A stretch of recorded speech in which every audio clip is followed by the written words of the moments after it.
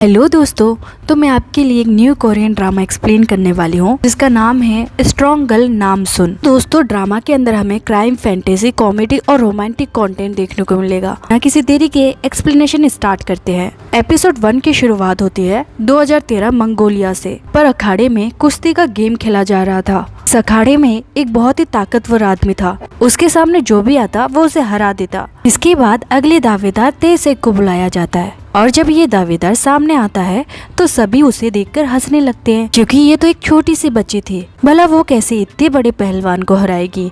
जब मुकाबला शुरू होता है तो वो पहलवान तेसेक के पास आकर उस पर हंसने लगता है और तभी तेसेक उसे उठाकर पटक देती है। ये देखकर वहाँ पर सभी हैरान हो गए थे। इससे उस पहलवान को भी गुस्सा आ जाता है और वो तेसेक के पास गुस्से में जाता है, लेकिन तेसेक उसे उठा कर पटकती है और आखिर में वो ये मुकाबला भी जीत जाती है। इसके बाद सीन शिफ्ट होता है 2013 सोल में, जहाँ पर हम बोंगो नाम के एक आदमी को देखते हैं। वो इस वक्त न्यूज चैनल के ऑफिस में बैठा हुआ था। दरअसल बोंगो अपनी 5 साल की बेटी के साथ ट्रिप के लिए मंगोलिया गया था, लेकिन वहाँ पर उसने अपनी प्यारी बेटी को खो दिया और तब से लेकर अब तक वो उसे नहीं मिली।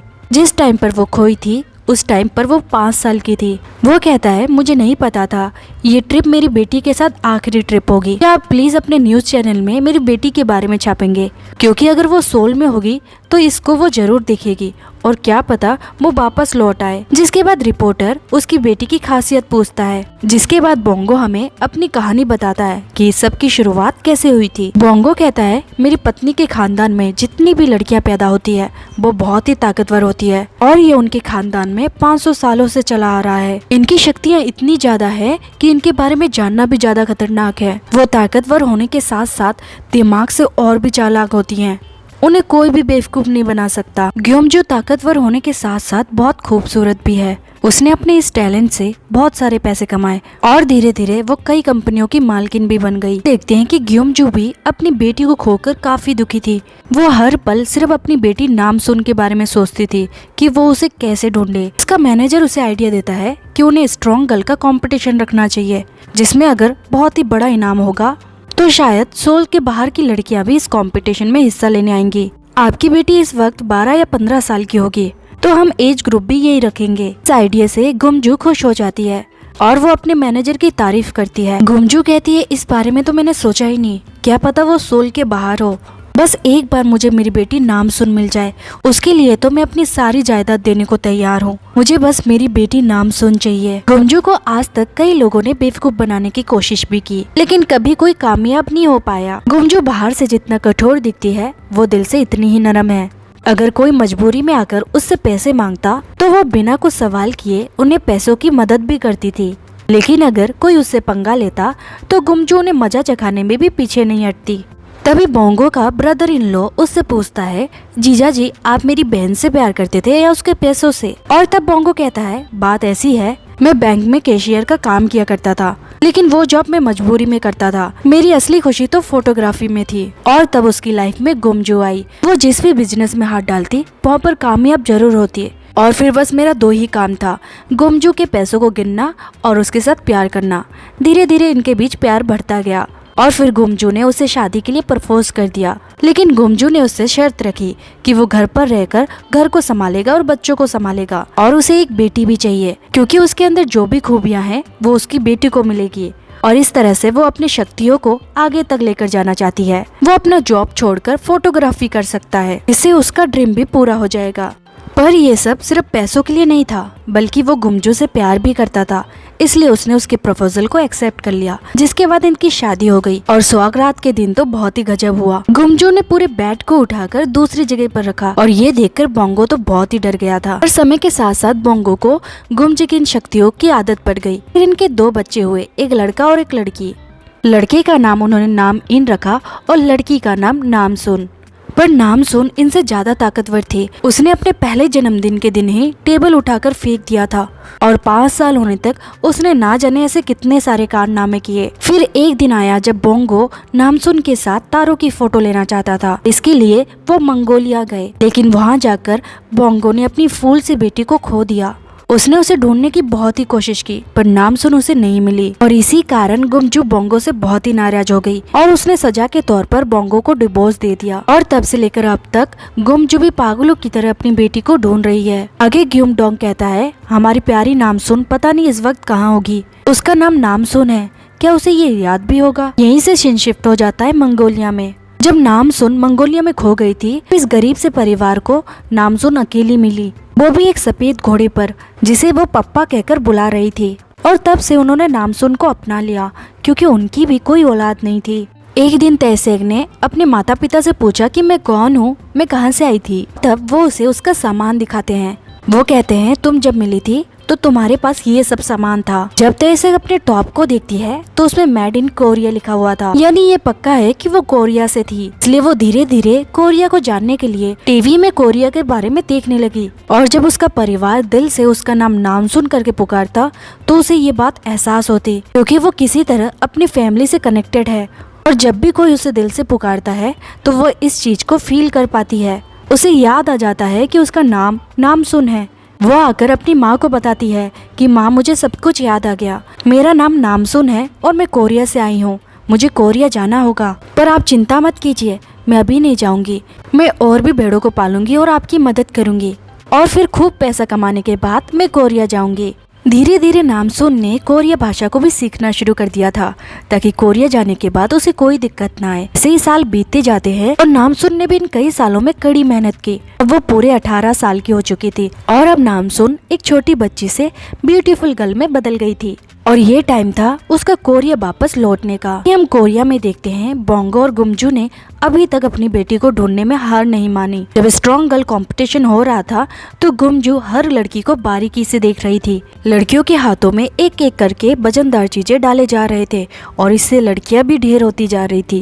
लास्ट में एक लड़की बच जाती है और उसका नाम री हवाजा होता है। वो इस कंपटीशन की विनर भी होती है। गुमजू उसे देखकर इमोशनल हो जाती है और वो कहती है, यही मेरी नामसुन होगी। जबकि बोंगो कहता है, ये मेरी नामसुन नहीं है और मैं ये फील कर सकता हूँ। पर गुमजू अपने इमोशनल को कंट्रोल नहीं कर पाती। उसे लगता है कि ये लड़की उसकी नामसुन है। वो रीवा को अच्छा अच्छा खाना खिलाती है। वो उससे उसके बारे में पूछती है, जिस पर रीवा उसे सब बता देती है कि वो 18 साल की है और वो 5 साल पहले मंगोलिया में खो गई थी और उसका ब्लड ग्रुप भी बी पॉजिटिव है। वो बचपन से ही अनाथ आश्रम में थी और इसलिए उसने पढ़ाई लिखाई नहीं की और गुजारा करने के लिए वो मजदूरी करती है। ये सब कंडीशन नामसुन से मैच हो रहे थे, जिसके वजह से गुमजू को लगता है कि यही लड़की उसकी बेटी है और ये जानकर उसे बहुत ही दुख होता है कि उसकी बच्ची ने इतने सालों तक गुजारा करने के लिए मजदूरी की थी। गुमजू डिसाइड कर लेती है कि अब से वो अपनी बेटी को अपने पास ही रखेगी। इसलिए रीवा को गुमजू के घर भेज दिया जाता है और वहाँ की टेक केयर रीवा को उसका रूम दिखाते हैं। ये रूम सच में काफी बड़ा था और रीवा ये रूम देखकर बहुत ही खुश हो जाती है। वो सुकून से जाकर बेड पर सो जाती है। पर कुछ सेकंड बाद हम रीवा के फेस पे अलग ही एक्सप्रेशन दिखते हैं, जैसे कि मानो वो बहुत ही डरी हुई थी। वही हम नीचे देखते हैं, होंग फैमिली के बीच डिस्कशन चल रहा था, क्या वो लड़की सच में नामसुन है। इसी चक्कर में बोंगो और गुमजू के बीच झगड़ा भी होने लगता है। बोंगो कहता है वो हमारी बेटी नहीं है, उसके बाव पैर पर एक चोट का निशान है। बचपन में वो घर के छत से कूद गई थी और पेड़ में टकराने से उसके पैर में चोट लग गई थी। ये जानने के बाद गुमजू को और भी गुस्सा आने लगता है, क्योंकि ये बात बोंगो ने उसे नहीं बताई थी। गुमजू उसे ब्लेम करने लगती है कि तुम्हारा काम सिर्फ घर का ध्यान रखना और बच्चों का ख्याल रखना था, पर तुम फिर भी इतना नहीं कर पाए। मेरे मना करने के बाद भी तुम मेरी बेटी को मंगोलिया लेकर गए और वहाँ जाकर तुमने मेरी बेटी को खो दिया। बोंगो भी उसे ब्लेम करने लगता है कि उसने कभी घर पर ध्यान नहीं दिया, उसके बच्चों को क्या पसंद है उसे ये भी नहीं पता, और तो और उसने अपने बेटी का भी ध्यान नहीं रखा, जिसकी वजह से वो खा खा के बिल्कुल मोटा हो गया है। तब गुमजू की माँ गिलजुंग इस झगड़े को रुकवाती है और वह कहती है, फिलहाल ये पता लगाना जरूरी है कि वो लड़की नामसुन है या नहीं। तो गुमजू से कहती है, हम थोड़ी बहुत छानबीन तो कर ही सकते हैं। याद है जब उस न्यूज चैनल वाले ने तुम्हारी बेटी की फोटो डालने से मना कर दिया था तो तुमने पूरी की पूरी कंपनी खरीद ली थी, और पिछले 10 सालों से हम ये कंपटीशन भी करवा रहे हैं। इतने सालों से हम इतने सारे न्यूज़पेपर में उसकी फोटो भी डलवा रहे हैं, तो इसके बारे में पूरे सोल को पता है। और अब जब ये लड़की हमारे सामने आ भी गई है तो हम पहचान ही नहीं पा रहे कि ये नामसुन है या नहीं, तो इसके लिए हम थोड़ी बहुत जांच पड़ताल तो कर ही सकते हैं। बोंगो कहता है वो मेरी बेटी नहीं है, वो लड़की झूठ बोल रही है, क्योंकि उसकी आंखें तुम्हारी तरह खूबसूरत थी जिन्हें देखते ही प्यार हो जाए। और ये सुनते ही सभी उसे घूर कर देखने लगते हैं। और तब बीच में डोंग कहता है, एक्स जीजू, क्या आप अभी भी दीदी से प्यार करते हो? और ये सुनते ही दोनों उस पर चिल्ला पड़ते हैं। वो कहते हैं बिल्कुल नहीं।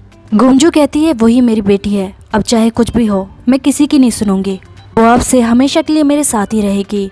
रात को जब गुमजू रीवा के पास जाती है तो वो देखती है कि उसके बाएं पैर में चोट का निशान था और ये देखकर गुमजू बिल्कुल कंफर्म कर लेती है कि यही उसकी बेटी नामसुन है।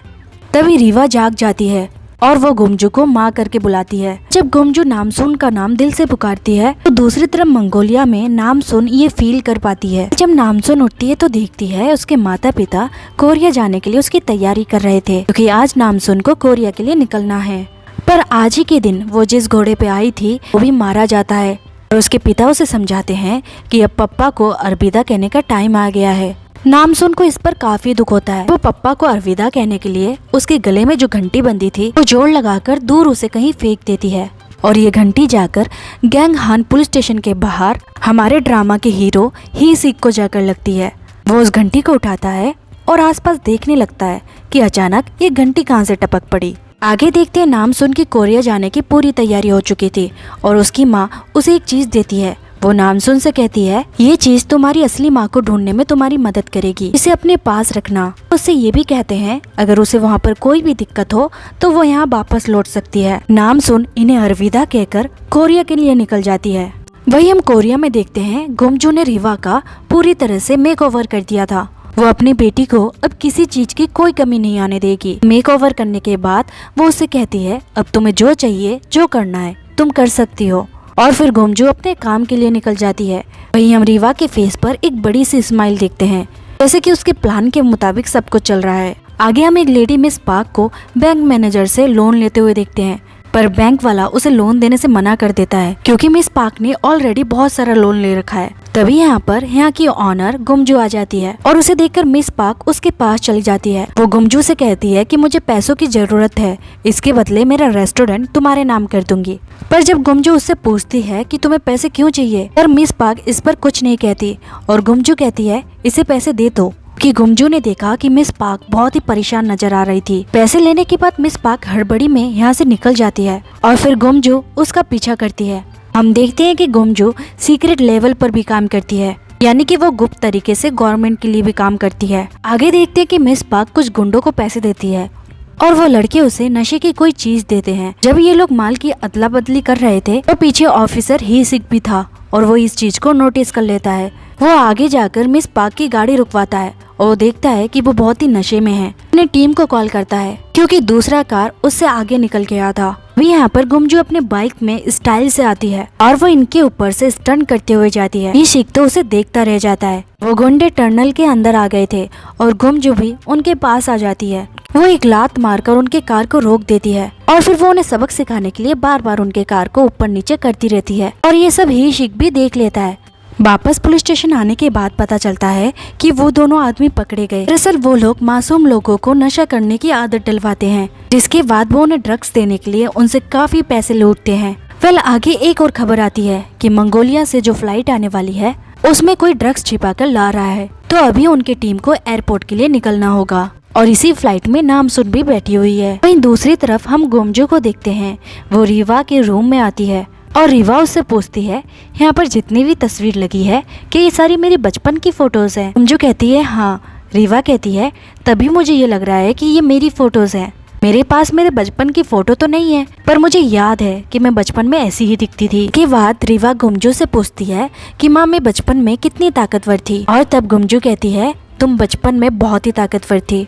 तुम हमारी पीढ़ी में पहली ऐसी लड़की हो जो हमसे भी ज्यादा ताकतवर हो। तुम सिर्फ स्ट्रॉन्ग ही नहीं बल्कि तुम भागने में भी तेज हो। पता है जब तुम 5 साल की थी तो तुमने एक कार को पलट दिया था और ऐसे बहुत सारे कारनामे किए थे तुमने। हमारी पीढ़ी में जब लड़कियां 18 साल की होती है तब वो ये शक्तियां महसूस कर पाती है, लेकिन तुम बचपन से ही बहुत ही स्ट्रॉन्ग थी। जब इनकी ये बातें चल रही थी तो दूसरी तरफ एयरपोर्ट में पता चलता है कि जो फ्लाइट मंगोलिया से आ रही थी उसमें अचानक खराबी हो गई है।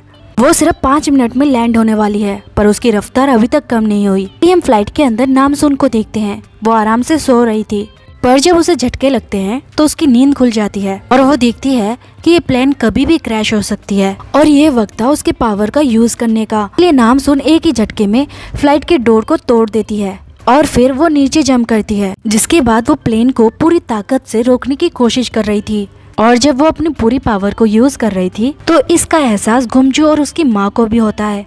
दरअसल इनकी शक्तियाँ एक दूसरे से कनेक्टेड होती है। कोई भी ज्यादा पावर का यूज करता है तो वो ये सब फील कर पाते हैं, और गुमजू भी अच्छे से फील कर पा रही थी कि कोई पावर का यूज कर रहा है। पर जब वो रिवा को देखती है वो तो आराम से सोने जा रही थी। वहीं एयरपोर्ट में नामसुन ने बड़ी आसानी से प्लेन को रोक दिया था और यहाँ पर रेस्क्यू करने के लिए एम्बुलेंस भी पहुंच चुकी थी। प्लेन के सामने से पैसेंजर बस भी जा रही थी और इसके अंदर हम दूसरे मेन कैरेक्टर रूशी को देखते हैं। उसके बर्ताव से ये लगता है कि प्लेन के अंदर जो गड़बड़ी हुई थी वो उसी का प्लान है। जब नामसुन ने इस फ्लाइट को रोक दिया था तो नामसुन स्माइल करके आगे आ रही थी और हीशिक उसे देख लेता है। वो सोचता है कि वो फ्लाइट के नीचे क्या कर रही थी। पीछे से हम रूशी को भी देखते हैं। वो नामसुन को देखकर मुस्कुराता है, यानी कि वो नामसुन के बारे में जानता है। और इसी के साथ एपिसोड भी एंड हो जाती है।